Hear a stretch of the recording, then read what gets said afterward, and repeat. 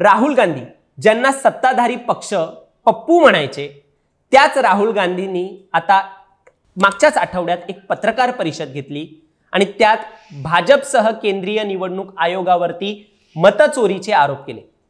मतदार याद्या आणि लोकसभेतील मतदारांना घेऊन एक गैरप्रकार होतोय, तो गैरप्रकार कसा होतोय अशी अनेक उदाहरणं त्यांनी उघडकीस आणली। मागच्या वेळेला जेव्हा त्यांनी पत्रकार परिषद घेतली होती तेव्हा मतदार याद्यांमध्ये कसं मतदारांचे नाव ऍड केले जातात, तो कसा गैरप्रकार होतो हे सांगितलेला होता। आणि या वेळेला त्यांनी जी मागच्या आठवड्यात पत्रकार परिषद घेतली त्यामध्ये त्यांनी कसे डिलीट केले जातात नाव, जे खरे काँग्रेसचे जे वोटर्स असतात किंवा विरोधी पक्षाला सपोर्ट करणारे जे मतदार असतात त्यांची नावं कशी डिलीट केली जातात ही बाब उघडकीस आणली होती। महाराष्ट्रातील राजुरा आणि कर्नाटकातील आलंद विधानसभा मतदारसंघातील मतदारांची नावे डिलीट करण्यासाठी कशा प्रकारे जे वेगवेगळे व्यक्ती आहेत आणि त्यांचे मोबाईल नंबरचा वापर करून कसा हा प्रकार घडतोय अशी अनेक उदाहरणं त्यांनी दाखवली होती। त्यांनी काय काय आरोप केलेले याचा वेगळा व्हिडिओ आम्ही केलाय, तो तुम्हाला सजेस्ट होईलच।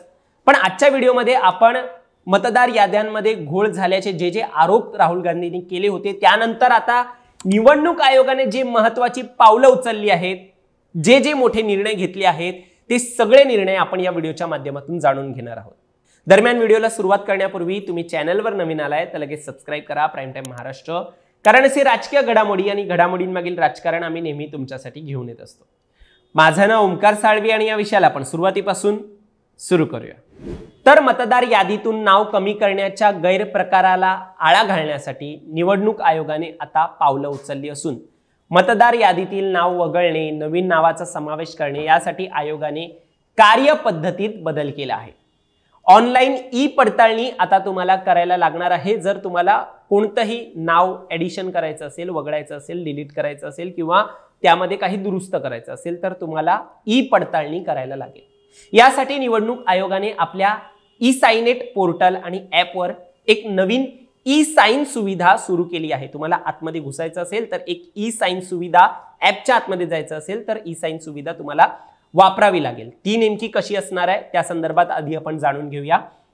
निवडणूक आयोगाने आपल्या वेबसाईटवर दिलेल्या माहितीनुसार आता मतदार म्हणून नाव नोंदणी करायची असल्यास किंवा नाव वगळायचं असेल, दुरुस्त करायचं असेल तर अर्जदारांना आधार कार्डला लिंक असलेला मोबाईल क्रमांकच आपली ओळख म्हणून वापरावा लागणार आहे। या अगोदर कसं व्हायचं, अर्जदाराला कोणत्याही ओळखपत्राची पडताळणी न करताच, म्हणजे आधार कार्ड वगैरे असं काही साइन वगैरे न करताच मतदार ओळखपत्राचा क्रमांक टाकून, म्हणजे आपल्याला जो EPIC नंबर असतो, तुमच्या वोटर आयडी वरती देखील तो EPIC नंबर असेल, तो टाकूनच निवडणूक आयोगाच्या ॲप्स किंवा पोर्टलवरती अर्ज करता येत होता या अगोदर। मात्र मंगळवारपासून आता तुम्हाला नवीन मतदारांच्या नोंदणीसाठी, नाव वगळण्यासाठी किंवा समाविष्ट करण्यासाठी आक्षेप जर काही घ्यायचा असेल तर देखील तुम्हाला ई साइनची अट पूर्ण करावी लागणार आहे। हे आता अनिवार्य झालेलं आहे। या ई साइन प्रक्रियेसाठी निवडणूक आयोगाच्या नवीन नियमाअंतर्गत आता नवीन मतदार नोंदणीसाठी आधार कार्ड बंधनकारक करण्यात आलेलं आहे। म्हणजे काहीही करायचं असेल तर आधार कार्डशी लिंक असलेला मोबाईल क्रमांक द्यावा लागणार आहे आणि त्यावरून येणारा OTP तुम्हाला तिथे समाविष्ट करावा लागणार आहे। यामुळे कोणताही नंबर जो रॅन्डमली अगोदर वापरला जात होता, फोन नंबर, आणि त्यातून जो गैरप्रकार होत होता तो या सगळ्या प्रकाराला एक बंदी घालण्यात येईल किंवा ते असं प्रकार जे आहे ते बंद पडतील अशी आशा जी आहे ती यातून निवडणूक आयोग आता व्यक्त करतोय। आता या प्रकरणात अजूनही राहुल गांधी यांनी निवडणूक आयोगाकडून अजूनही गैरप्रकार झालेत, याशिवाय देखील असे गैरप्रकार झालेत आणि त्या संदर्भातला मोठा हायड्रोजन बॉम्ब समोर आणणार असल्याचं त्यांनी म्हटलेलं आहे। आता पुढे या संदर्भात काय होतं हे बघण्यासारखं असेल। राहुल गांधींच्या या आरोपानंतर आता निवडणूक आयोगाने ही पावलं जी आहेत ती उचललेली आहेत।